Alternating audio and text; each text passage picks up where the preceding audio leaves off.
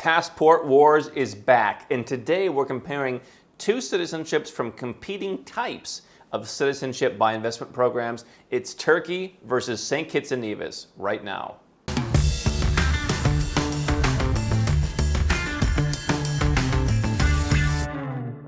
Hi, I'm Andrew Henderson. This is Nomad Capitalist. We are the channel and the company that helps 7- and 8-figure entrepreneurs and investors legally go where you're treated best. And Passport Wars is where we compare passports of different countries so you can understand the visa-free travel that you can get. Now, obviously, right now, we are in the middle of a pandemic, and a lot of the visa-free travel of different passports, all the way up to passports like that of the United States, have been limited. But let's talk about, in a neutral environment, the passports of St. Kitts and Nevis, one of the statistically better passports for travel in the Caribbean, versus Turkey. Now, why this comparison? Because a lot of times citizenship by investment comes down to, do I want the Caribbean passport if I'm just looking for that cheap plan B or even plan A, and I can make a donation, I can get a passport in a matter of months. Turkey allows you to make an investment where you don't have to kiss your money goodbye through a donation. Now, if you're in crypto, maybe you'd rather donate money rather than investing a larger amount of money that is not going to earn a super high return. It's just going to be a house that you can rent out or you can use, what have you. But let's compare, because they're two very different kinds of passports. So let's start with Turkey. What's interesting about Turkey, first of all, it's not a very Western-friendly passport. This is what I call a Tier C plus passport. So Tier A would be access to the US and Australia, countries like that. Tier B would be access to Europe. It has neither of those. Okay, so if you're a Turkish citizen, you will need a visa to go to France or to Germany or to Spain. You will need a visa to go to the US, etc. People often tout there's a business visa that you can get that's rather unique to Turkey, to the UK, except that the UK's rejected about 84% of them so far this year. So you probably don't want to count on that. So what you're not getting with Turkey, it's similar to a Russian passport in the sense of you're not getting that Western visa-free travel. And we've worked with a number of Russians in the past who said, hey, I added the Caribbean citizenship because it complemented what I had in Russia very nicely. Russia was pretty much everything except for the West, and then the Caribbean offered that West. So Turkey's rather similar. Because it's a big country like Russia, you're getting access to a lot of countries that you will not get with many second passports. Mexico, Morocco, South Africa, Oman, Japan, Thailand. These are all the kind of countries that are more difficult. You're going to get access to the stands in Central Asia. They're part of the new e-visa regime for Russia, so there are plenty of Caribbean passports that offer visa-free to Russia, but they're now in the e-visa program. Where the Turkish passport is strong is within its little region, so you've got visa-free access to Iran and Georgia and all that. You can use your ID card for those countries. You've got pretty good access to the Balkans, the non-EU Balkans. Now, I can tell you, having flown to Belgrade, for example, many times on Turkish Airlines, if you get off the plane, they're often going to have the police there, and they're going to be checking, oh, your Turkish passport, you step right over here. Everyone else seems to just kind of go through. So you can get into all the Balkans, the Albanias, the Macedonias, the Serbias, Bosnias, all the non-EU Balkan countries you're going to get into. So that kind of general region, the stands, the Ukraines, Belarus, Russia on e-visa, all that. You're going to have great coverage in Central and South America, all the way from Mexico, which is a rather difficult country to get a visa to. I mean, the visa itself is very easy if you're qualified. But visa-free travel to Mexico, not as many countries as you would think have it. None of the Caribbean countries have it. A lot of second passports don't have visa-free travel to Mexico. You can get the visa, but it's going to be a 6-month visa, it's going to be a 10-year visa, or you're going to get the residence permit. Turkey has that baked in. It's a kind of an e-visa program. I've seen it work. It's pretty straightforward. All of Central America, pretty much all of South America. You also get Paraguay, which is kind of interesting. You've got a few of the African countries, again, like Southern Africa is better covered, the Moroccos, that kind of thing. The Balkans that I mentioned, kind of Eastern Europe, Central Asia is covered. Then you go over Mongolia, another one that you get.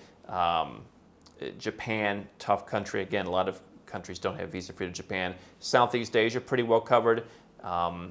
Thailand, again, difficult country that none of the Caribbean CBIs have access to. You're fully covered in the Malaysias and the Indonesias. Brunei, another one that very difficult to get, probably not as important to most people. Philippines. So Southeast Asia, Central and South America, Eastern Europe, Central Asia, Southern Africa, that is where you're going to shine with a Turkish passport.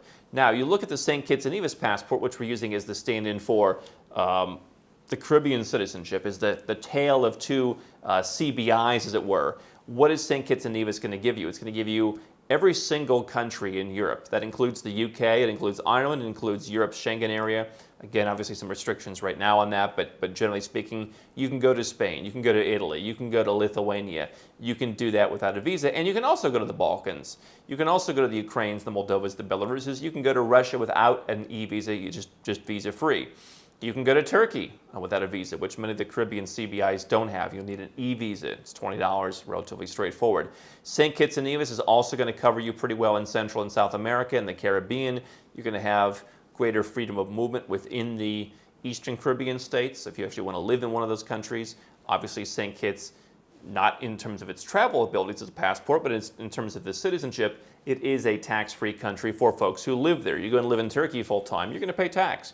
Whereas St. Kitts, you've got a place that you can live tax-free. What you're sacrificing is Mexico, you're sacrificing Paraguay, you go over to Africa, South Africa, common place people like to go and hang out as part of the trifecta or just on vacation. That's out. Morocco, out. The Oman's out. You don't have the UAE, you don't have a lot of Central Asia.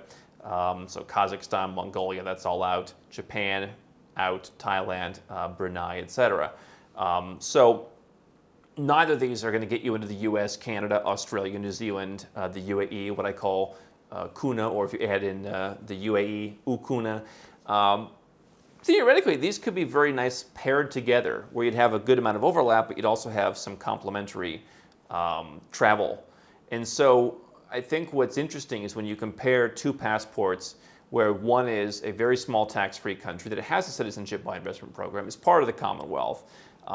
You are getting that Western touch. You're getting that access to places like the UK, which I think for a lot of people is important. You're not getting that with Turkey, no matter what they sell you on business people's visa, or they'll also say in Turkey, Schengen visa liberalization is coming any day now. You know, one of the things that's left to be resolved is the Cyprus issue, right? And so Turkey has been inching closer towards meeting the requirements for visa-free travel to Europe, but there's still some things that are in the way. So St. Kitts much more Western friendly, while also having, again, visa-free to Russia, being relatively good in Southeast Asia, but Turkey really fills in a lot of those gaps.